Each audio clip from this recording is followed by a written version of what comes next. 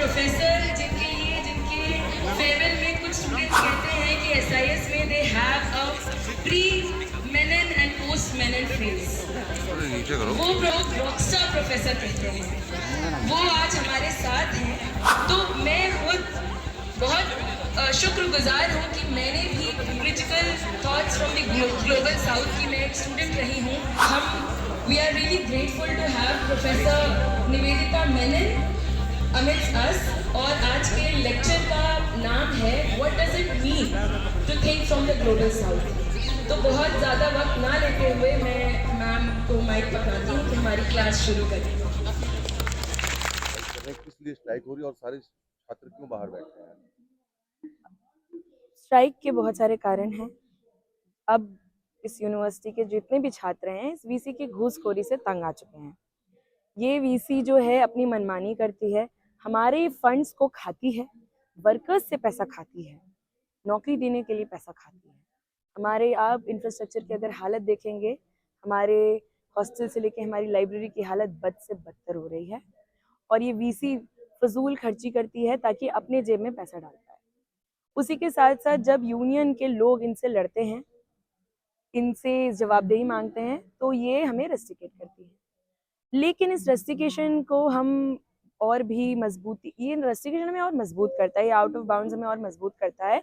और इतने सारे छात्र हमारे साथ हैं, और चाहे हॉस्टल का इंफ्रास्ट्रक्चर हो, चाहे लाइब्रेरी का इंफ्रास्ट्रक्चर हो, चाहे एमसीएम की बात हो, चाहे हमारे जो फेलो स्टूडेंट्स हैं, पीडब्ल्यूडी स्टूडेंट्स, उनके लिए टैक्टाइल पाथ हो, चाहे यूजीसी रेगुलेशंस की बात हो, चाहे यहाँ पे जो इक्वल अपॉर्चुनिटी सेल जो रिडंडेंट पड़ा है उसकी बहाली हो, उसमें कार्रवाई हो, ये तमाम मुद्दे हैं हमारे। और हम अब इन मुद्दों के साथ हैं, हमारे साथ स्टाफ, हमारे साथ प्रोफेसर्स, हम उनकी भी बात कर रहे हैं, हम स्टूडेंट्स की बात कर रहे हैं, हम इस जेएनयू के इस आइडिया की बात करें जो 10 साल से तमाम हमले हुए हैं जेएनयू पे, लगातार जेएनयू को ख़त्म करने की जो साजिश, मामी डाला को उसके लिए पद्मश्री मिल गया, दूली पुड़ी भी चाहती है कि उसको पद्मश्री मिले, और हम बेहतर तरीके से उसको भारत रत्न दिला देंगे, इतनी गारंटी हम लेते हैं।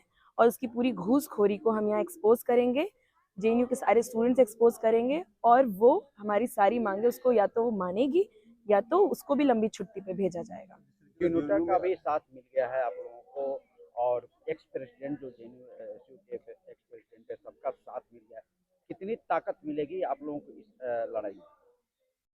स्टूडेंट्स, आपको कल का मार्च, कल एक चेतावनी मार्च की थी हमने, जिसमें करीब 1000 से 1200 स्टूडेंट्स थे, और वो वीसी, हम इतनी हिम्मत है अभी भी यहाँ के स्टूडेंट्स में कि कंटेम्प्ट ऑफ कोर्ट के बावजूद हम एड ब्लॉक की तरफ से आए वीसी, हमें बिल्कुल यकीन है कि वीसी की रात की नींदें उड़ गई होंगी, वीसी का जो पिंक पैलेस है वो लर्जा गया होगा, और हमें बिल्कुल यकीन है कि या तो वो हमारी बातें माने, और सारे स्टूडेंट्स हमारे साथ हैं, स्ट्राइक चल रहा है और आगे भी हम और कार्रवाई करेंगे, आप सबको पता चलते रहेगा।